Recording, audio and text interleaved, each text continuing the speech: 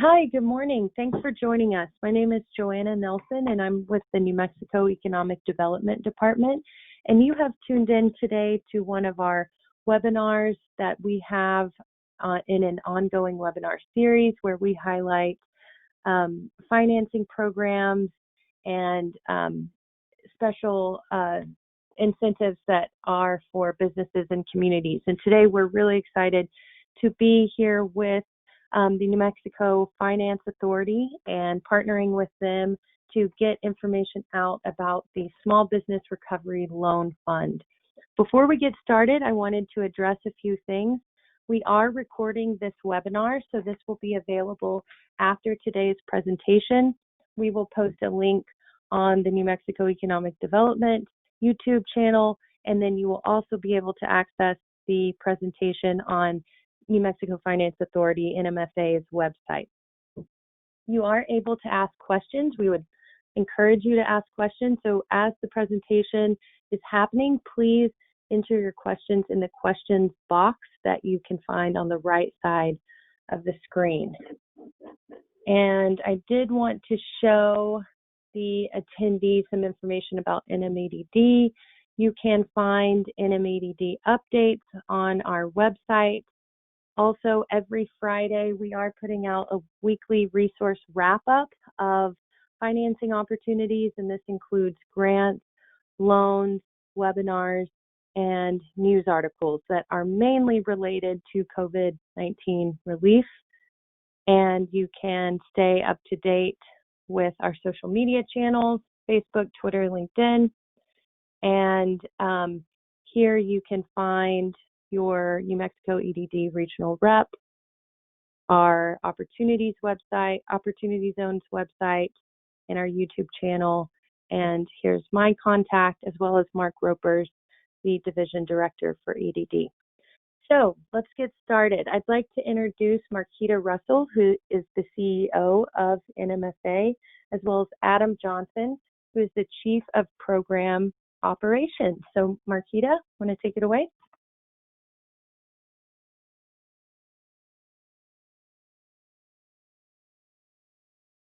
I do. I also want to try to figure out the mute button with a little more seamlessness.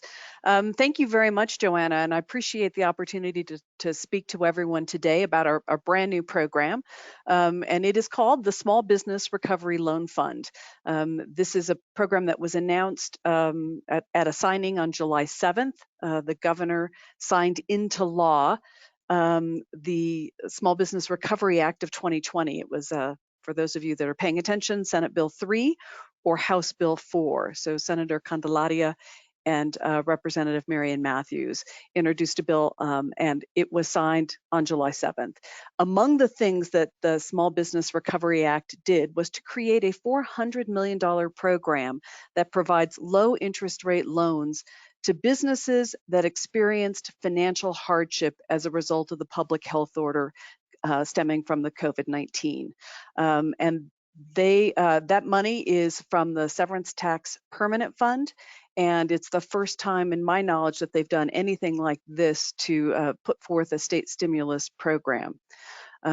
What it provides is an ability for New Mexico Finance Authority to make 3-year loans, and those loans the proceeds of those loans can be used for a variety of uses. It can be working capital, it can be equipment, whatever the small business needs. The loans itself do not require personal guarantees or collateral, and there are no payments for the first year. The exact amount of the loan is 2 times the monthly average expense, not to exceed $75,000. And that's a very specific calculation that's been put into the statute. The interest rate, which was also put into the statute, is half of Wall Street Journal Prime. So currently, that interest rate would be 1.625%, and that's fixed for the life of the loan. As I mentioned earlier, there are no collateral requirements and there are no personal guarantees. And again, both of these were clear in the statute. The loan they are 3-year loans. Interest is paid annually and principal's due at maturity. The statute also allows for the Finance Authority to extend the loan at the end of the 3-year period for an additional 3 years with monthly principal and interest payments if the applicant requests that conversion. It's important for us to note that this is a loan program. It is not a grant program, so there is an expectation of repayment. The applicant eligibility is any small business, 501c3 or 501c6 nonprofit that closed or reduced operations. That small business has to have had an annual gross revenue of less than $5 million, and we will determine that using the 2019 tax returns. And this is the important one, experienced a 30% decline in monthly gross receipts or monthly revenues if you're a nonprofit in April and May of 2020 as compared to the same month in 2019. So you have to have a 30% decline in April and a 30% decline in May, again, as evidenced from the 2019 experience. Our application, which we'll spend the majority of our time going through today, it will be accessed through our online application and at our brand new website, nmfinance.com. For those of you that know us and have come to our website before at nmfa.net, you will be able to, it will be redirected automatically, but we are opening a new application, new website for this application. The application will open next Wednesday, August 5th, and will be open through December 31st, which is the last date that we're able to accept applications pursuant to the statute. And obviously, if funds are used prior to that, we will shut it down a little earlier. But the applications will be processed on a first come, first served basis, and that's the point at which they are considered complete. And that is also statutory. So there are no other prioritizations or criteria other than the ones we just discussed. Let's see. The primary purpose of today's webinar is to go through the role of what's called the loan servicer in statute. And the loan servicer is a federally insured depository institution or community development financial institution that, pursuant to statute, quote unquote, assembles these loan applications. The place where we started in statute, when in the conversation of the creation of the statute, was first to have banks make the loans and have the finance authority buy them, but we determined that that would be too bureaucratic and difficult to roll out. We then went to the place where the banks would submit the applications on behalf of the applicants, and again, thought that that would be burdensome for the lenders. I don't mean to single out banks, but lenders in general, to assemble on behalf of clients. And we ultimately ended up with the process that we're going to describe today. And this provides for the loan servicer to actually verify that application answers submitted by the applicant are supported by the documentation they supply with the application. So there will be an online application that Adam's going to walk through in a bit, and the job of the loan servicer will be to ensure that the questions were answered correctly and as verified by the supporting documentation, to make sure that the actual supporting documentation are the correct documents and that they're legible, and then to work with applicants should there be some minor documentation issues to correct.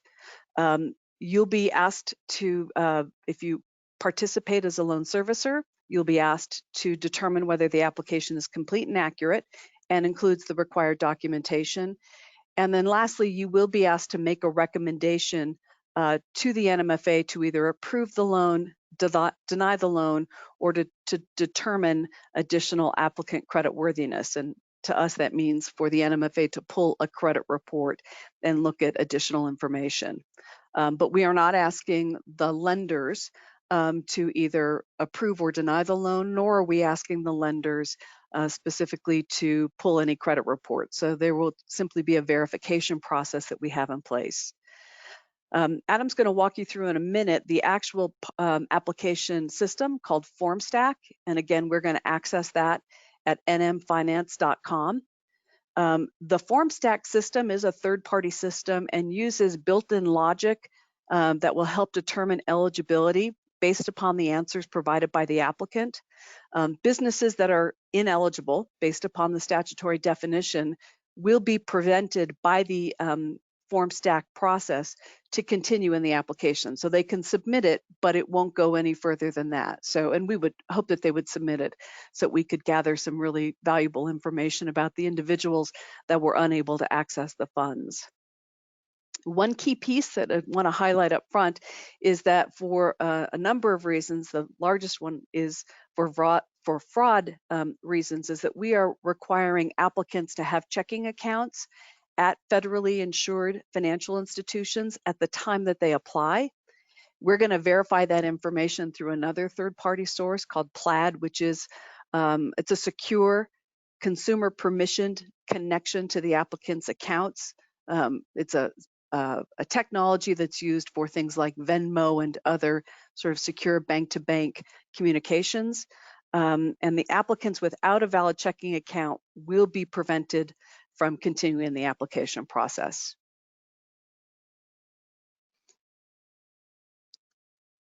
At the point at which applicants access the application, they will be prompted to select a loan servicer with whom they have a relationship or with whom they may have talked to about this loan product. It is an optional drop down, so they can applicants can choose none if they haven't had a relationship with a bank or if they haven't had any conversations with a lender. Applicants that do not select a loan servicer will be assigned by NMFA to a loan servicer that is located near them. But through FormStack, NMFA will assign all the submitted applications to a loan servicer for review. And loan servicers will review the applications, again, using that FormStack. There's no additional emails or forms that need to be filled out. All your review process will be in FormStack using criteria that's been provided by NMFA.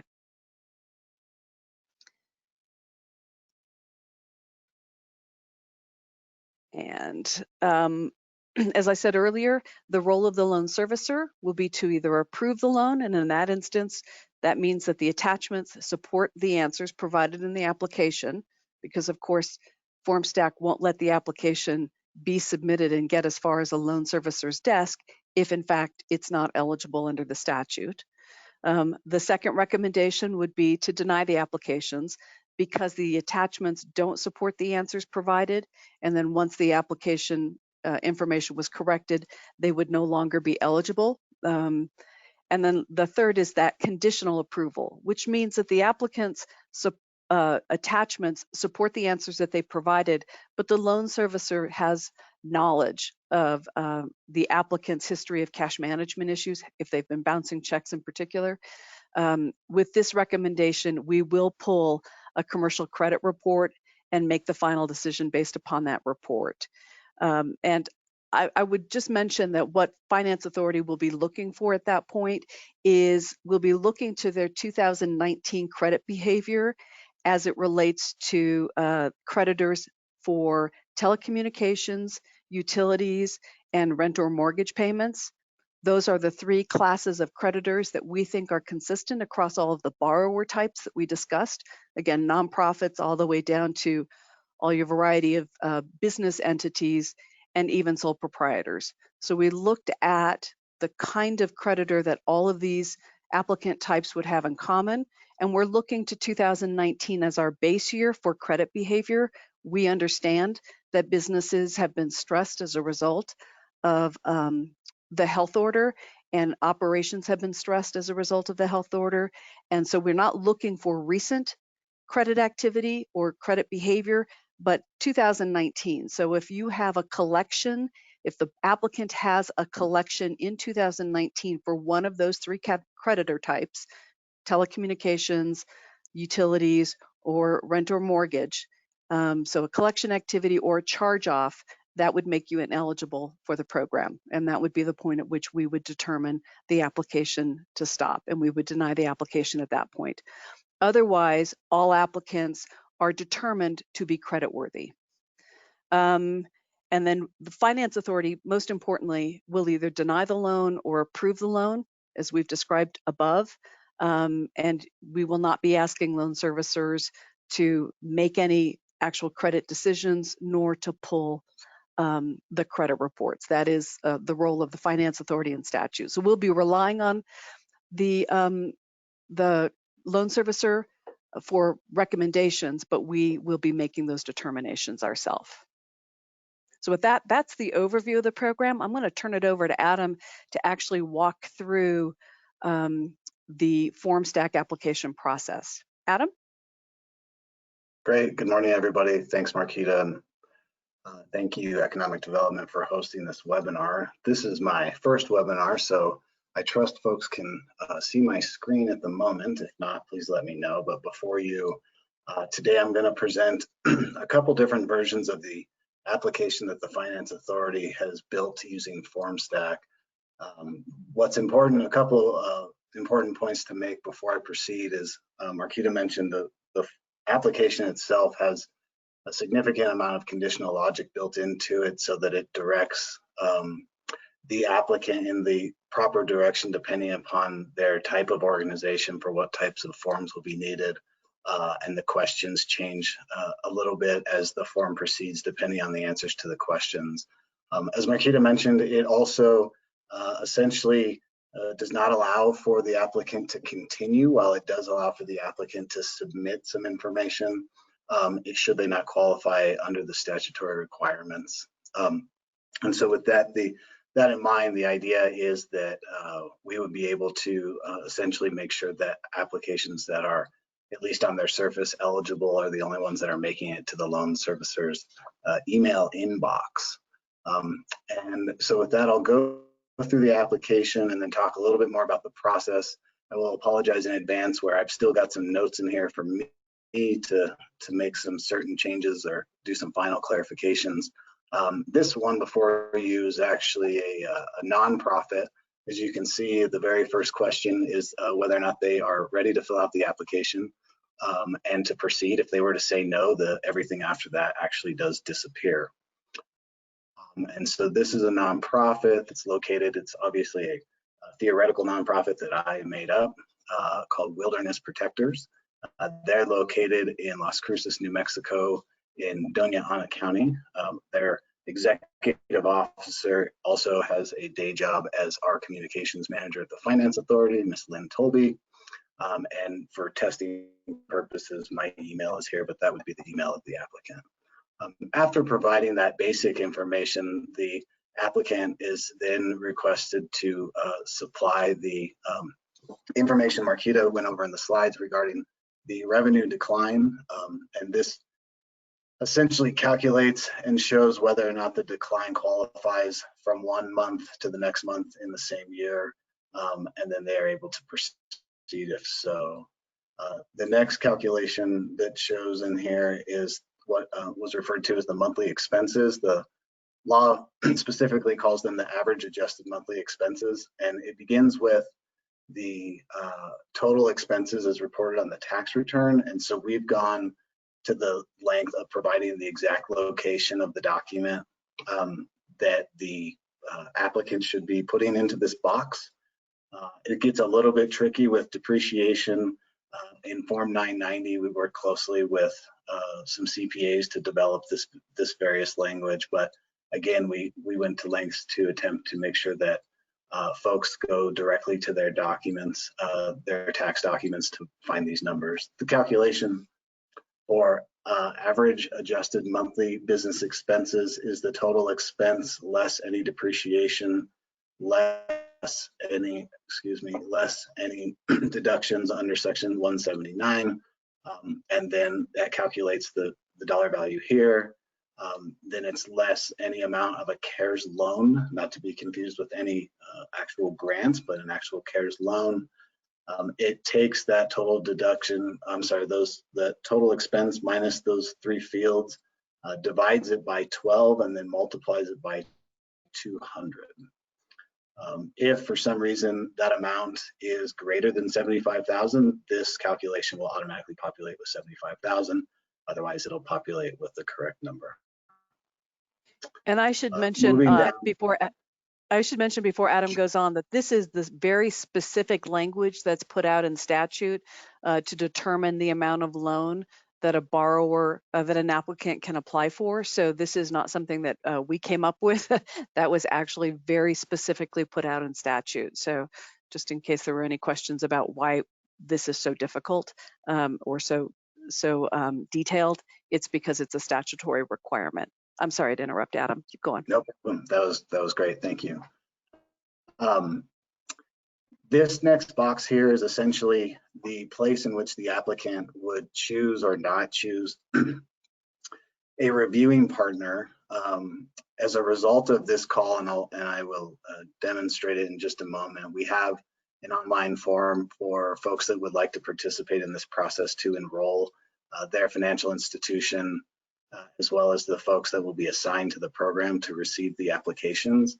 They will be able to start typing their financial institution, and it will appear. It will be in the database as a choice. Otherwise, there'll be this "I don't have one," and in that case, the NMFA will accept that application, and then using folks in staff will assign it to one of the participating lenders that makes sense for the geographic location of the applicant. After that piece, we mostly go into some questions with regards to how the proceeds will be spent. So that's the anticipated use of funds section. And then down further, we go into additional reporting for purposes of tracking the relationship to jobs in New Mexico, which was also required under the statute. We have a drop down for the choice of the industry that they're also reporting to under various taxing agencies and other folks that they likely report that code to. The final step for the applicant is to, these will all be required, will be to go and supply all of the supporting docs that will ultimately be reviewed by the loan service reviewers. For this specific instance, I've only provided an example so folks can see that it will take them to the downloadable form. Everything in this entire process is encrypted and will be hosted on a secure site. Upon enrollment, as a reviewer, you'll receive an email that provides to you the encryption code to be able to download any tax forms so that folks can provide that information to you in a safe and secure manner, and then it can be reviewed.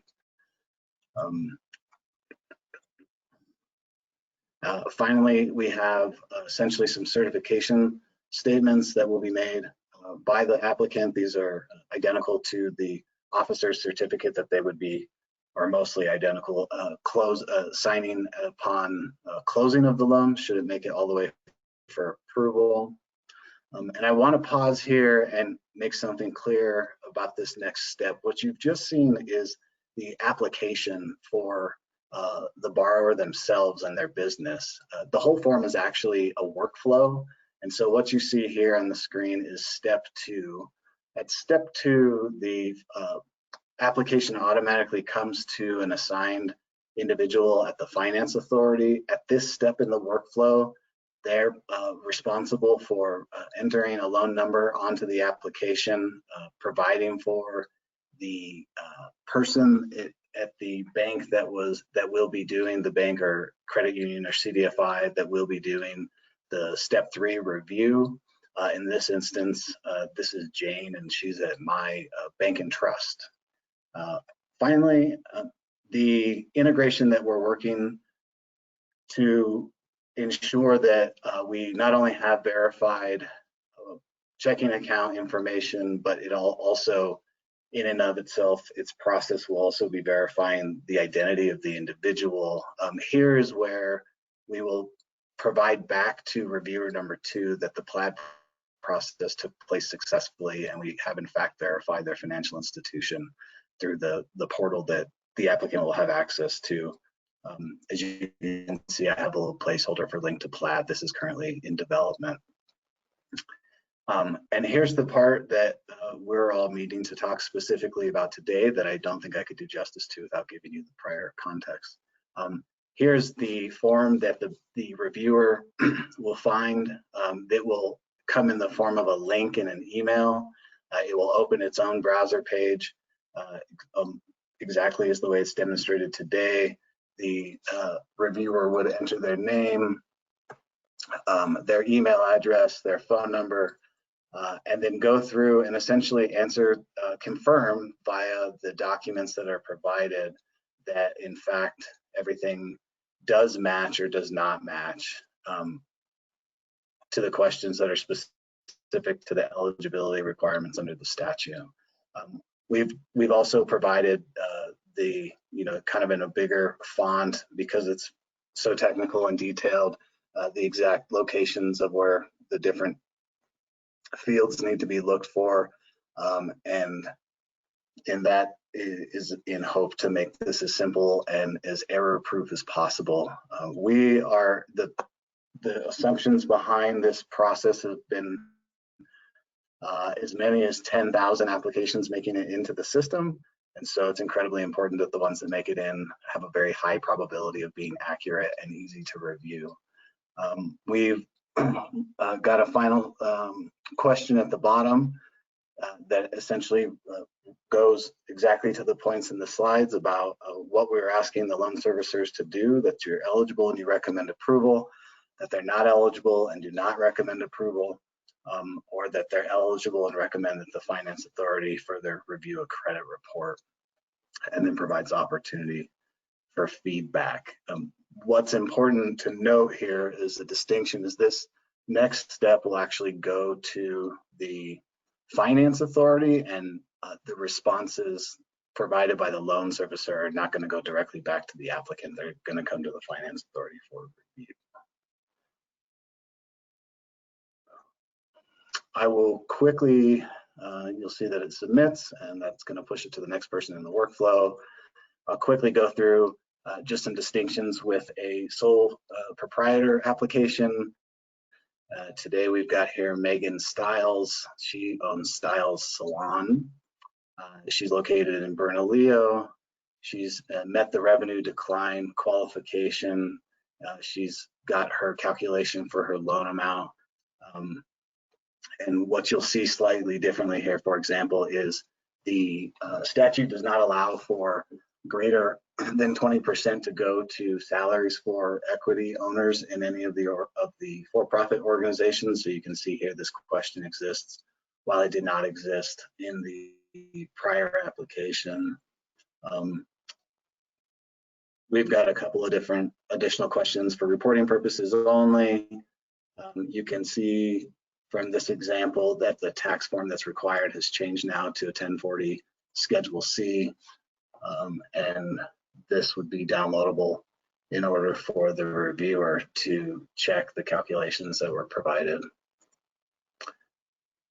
And then the following steps are the same for the workflow and for the reviewer, with the exception is that we've now changed the logic so the questions are specific to a sole proprietor and the area of the supporting documentation that they would be required to look at in order to verify the application. The last thing I wanted to share today is this form will be available on our website, I believe as early as this afternoon. This is the form that folks participating in this webinar today will go to provide the information to sign up to be a reviewer in this process. This form also has a little bit of logic built into it, where if you've got more than 1, 2, or 3 individuals that the organization would like to participate, you're able to go ahead and add as many as that you'd like to add. I think it's built to top out at about 20, but that will be available today. That will use the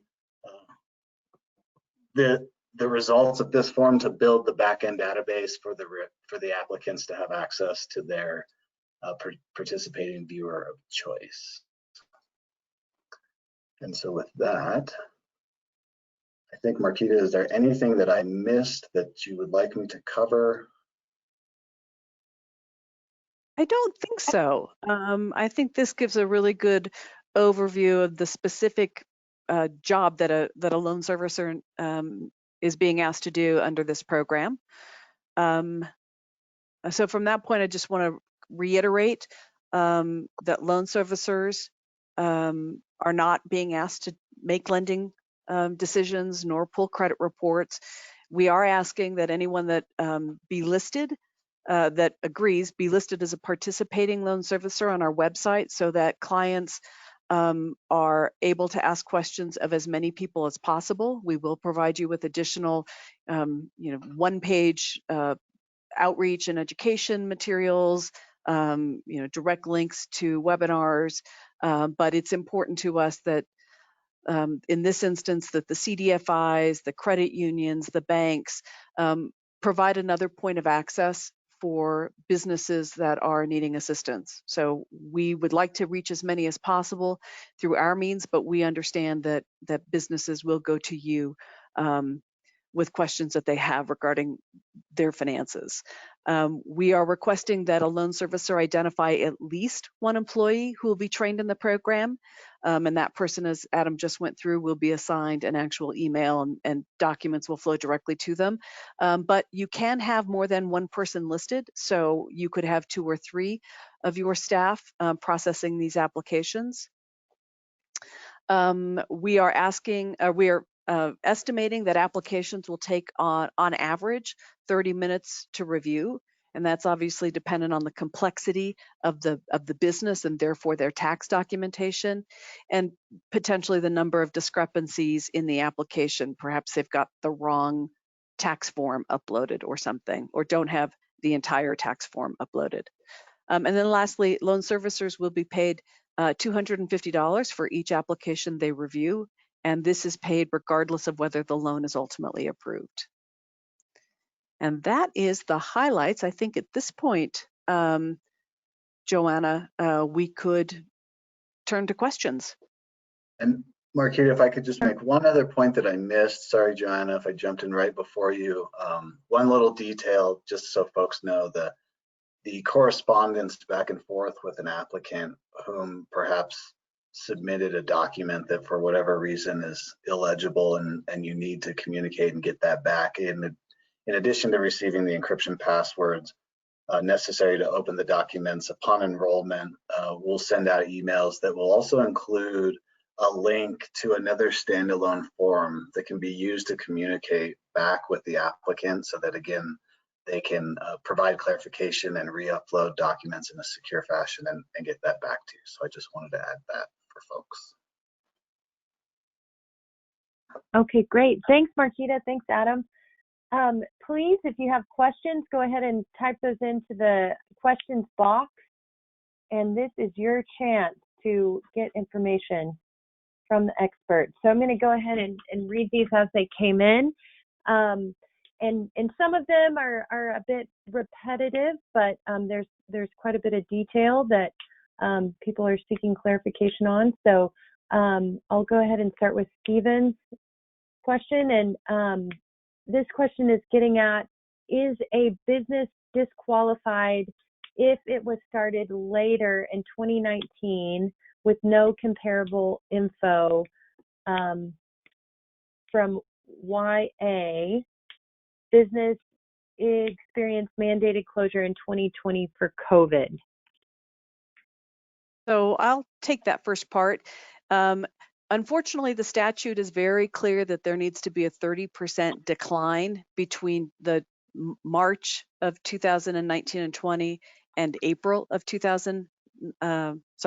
May 2019 to 2020. So if you did not start your business until later in 2019, that would disqualify you from the program because there would not be a base month available to compare.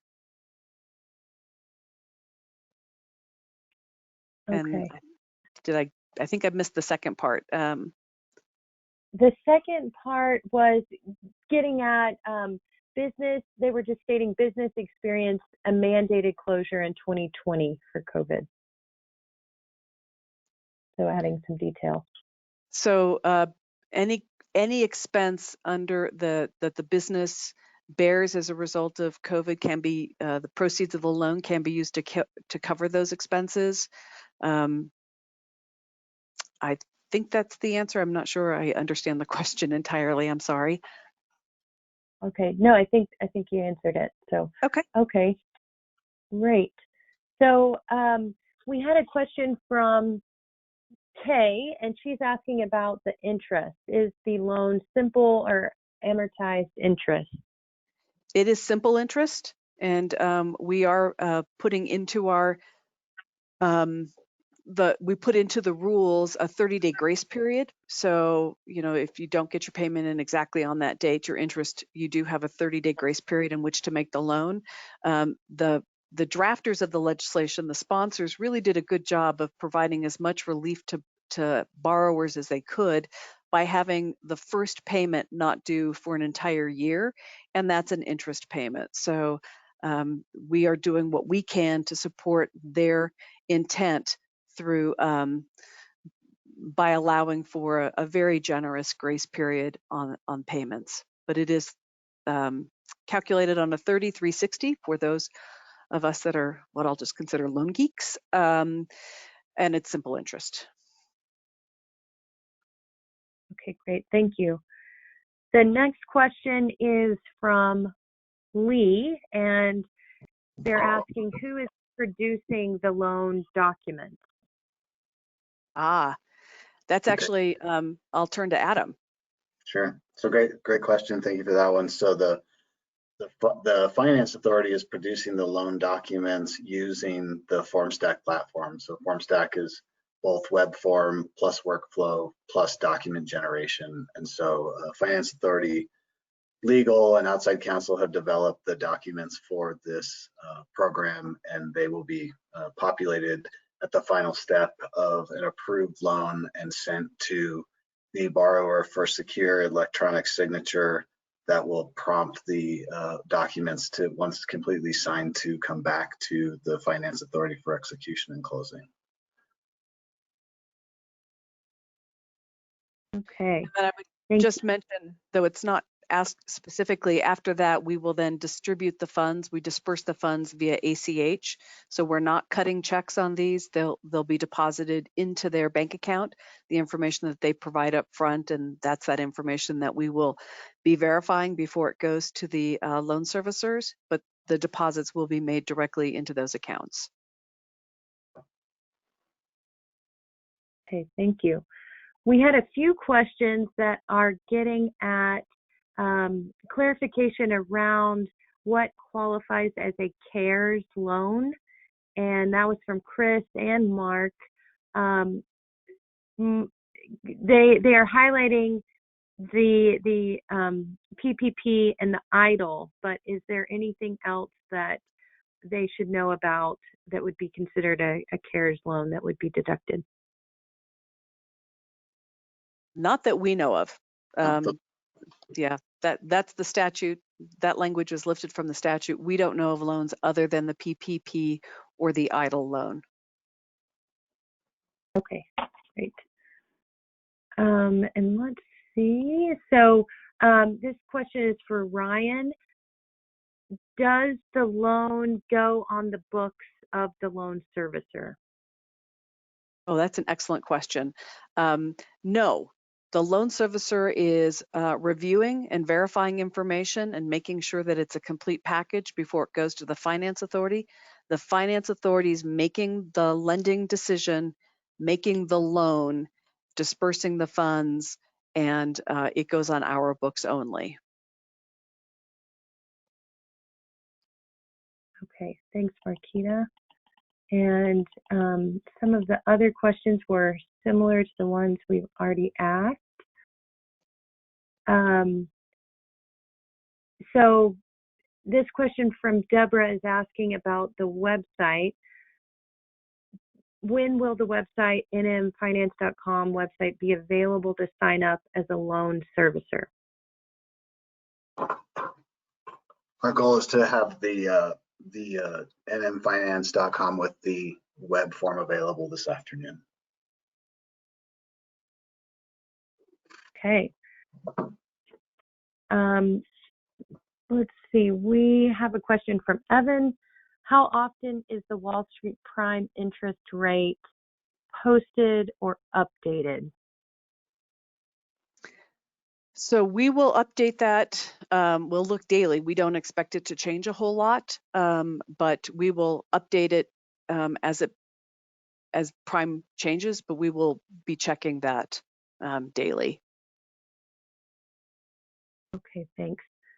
We had a question come in about taxes. I understand you need a 2019 Schedule C. What if we haven't done taxes yet? So that is one of those areas we are requiring the tax documentation because of the way the statute's written. So if you have not yet produced your corporate or business tax information for 2019, you'll need to get on that because that's not something we can waive. So that is a requirement of the program. And if that hasn't happened yet, that'll have to happen before applying. Okay, thank you. And another question, other than the $250, will the lender share in revenue? Oh, also a good question. So the $400 million, as I mentioned very early on, comes from the Severance Tax Permanent Fund, and the Finance Authority will make these loans. As they're repaid, the money goes back into the Severance Tax Permanent Fund. So the Finance Authority doesn't, nor does the loan servicer get any benefit of the repaid interest or principal. That all goes back into the Severance Tax Permanent Fund. So the $250 is the loan servicer fee per application, and that is the extent of the compensation. Okay, great, thank you. Another question, does the loan servicer have any other duties after the loan is made, i.e. collection?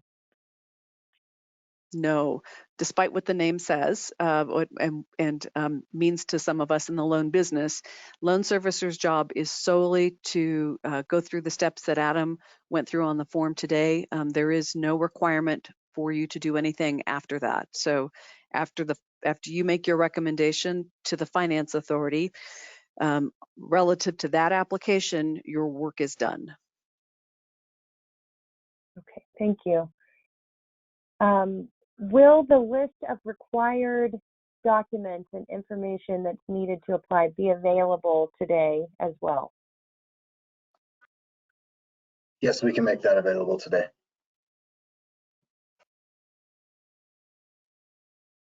All right, and we'll take a few more. I think we've got two more. This is a good question from Robert that is an opportunity, I think, for you all to mention the upcoming trainings this week and opportunities to learn more. They are getting at, will you provide any additional training? And he's asking about for designated employees at the financial institutions. That is a very good question. So we plan to do 2 more webinars this week. One tomorrow to talk specifically to technical assistance providers and business advocates to help them understand how to prepare their businesses and clients to access the fund. Again, the things like focusing on needing a bank account, getting your taxes in shape. We'll focus on those elements in tomorrow's webinar. And then Thursday is the webinar that we will be giving to businesses to tell them about the program. So we won't focus so much on some of the stuff we talked about today, but more importantly, how the businesses access the funds and what they can expect from the application process. We are anticipating doing a follow-up webinar next week for loan servicers to go through the documentation, the requirements, more of that back-end stuff that Adam has walked through, so that people know how to access the fund, access the form stack, and to walk their way through it. So there will be a follow-up, but that will be next week. Okay, great. Thanks, Marquita. And we will send out an email from our platform that will list the registration links for the upcoming webinars this week as well. And let's see, we have 2 more questions. One is getting at ownership, and the question is asking, I have a client that is 72% owned by New Mexico residents, but the business is in New Mexico. Will there be any variances for ownership? So the statute on residency is, again, very specific. So the beauty of this piece of law was that we didn't have to make a lot of decisions. The drawback is that we're not in the position to give any variances or waive provisions on a number of really key points. But the law says that a New Mexico resident, that the business needs to be 80% owned and controlled by New Mexico residents. And so that means an individual who's been domiciled in the state for 185 days in the taxable year. So it's not very clear specifically. We're using income tax, the 2019 personal income tax forms to verify that, because we're not sure that there was a better way to do that. But it needs to be 80% controlled and owned by New Mexico residents, and that's what that definition is. Okay, thank you. And final question, once a final approval or denial has been made, will the loan servicer be notified?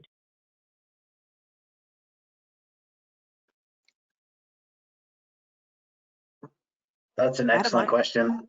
Yeah, we certainly, the current workflow does not contemplate that, but it has the capability to do so. And so if that's something that we hear back as we get the enrollment process underway, that's a message that can be sent. Okay, great.